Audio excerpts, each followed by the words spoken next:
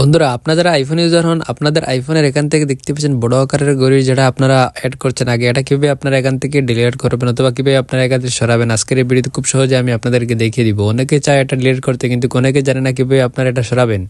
তো বন্ধুরা, চিন্তা করার কারণে আজকের এই ভিডিওতে আমি দেখিয়ে দেবো খুব সহজে কিভাবে আপনাদের বড় আকারের কলকটা এখান থেকে সরাবেন, অথবা কোনো অ্যাপস যদি আপনি এখানে রাখেন তাহলে কিভাবে আপনারা সরাবেন। তো কিভাবে করেন চলো আমি আজকের ভিডিও দেখে দিই। তাই কথা না বাড়ি কাজে, তার আগে বলে এরকম ইন্টারেস্টিং ভিডিও সবার আগে যদি দেখতে চান তাহলে অবশ্যই চ্যানেলটি সাবস্ক্রাইব করবেন এবং লাইক শেয়ার কমেন্ট করতে ভুলবেন না। তো বন্ধুরা, আপনাদের আইফোনে বড় আকারে যদি কোনো অ্যাপস রাখেন অথবা কলক যদি রাখেন তাহলে এটা সরাতে হলে সর্বপ্রথম আপনারা এটা এভাবে ক্লিক করবেন।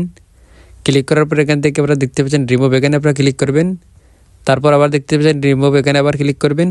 তারপর দেখতে পারবেন আপনার এটা চলে গেছে। এখান থেকে আপনারা দেখতে পাচ্ছেন বড় আকারের যে ঘড়িটা অথবা কোনো অ্যাপস যদি থাকে সেটা চলে যাবে। এইভাবে খুব সহজে আপনাদের আইফোনের অ্যাপসটা রিমুভ করতে পারবেন। আশা করি আপনারা বুঝতে পারছেন। ভিডিওটি ভালো লাগে তাহলে অবশ্যই চ্যানেলটি সাবস্ক্রাইব করবেন এবং লাইক শেয়ার কমেন্ট করতে পারবেন। আলাদা হাফেজ, দেখবেন নতুন ভিডিওতে। আসসালামু আলাইকুম।